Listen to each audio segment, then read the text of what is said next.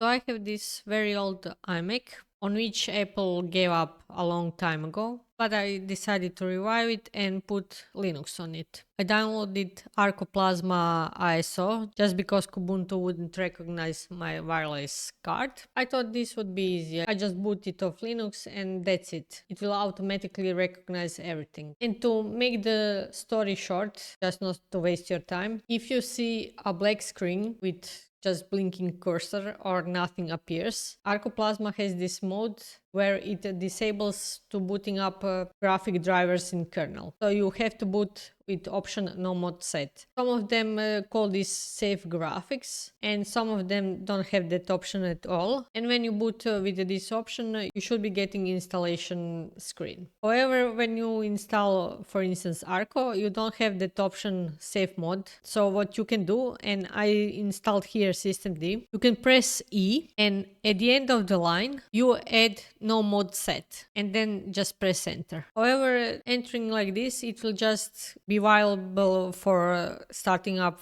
that time. If you want to make it more permanent, you should edit this file. First, I suggest you switch to root just because of all the permissions. Then you go to boot FE loader entries, and here you should have 1 or 2 entries depending on how much kernels you installed. And this is if you have systemd boot installed. So you can edit this file, and here under options at the end of the line you just add nomodeset, you save the file, you quit, and now after the reboot, that option should be always on. There is just one thing. After updating my computer, this option is deleted. So you need to put this option every time you update your computer. I don't know if there is a possibility to put it somewhere else. So after the upgrade, the option is still there. I looked, but I couldn't find it. But that is not such a big deal because I update maybe once a week. And this will work for every computer, not just Macs. If you boot some distro on modern machine and you get the same thing, this is the solution. So as you can see, this machine is almost 16 years old,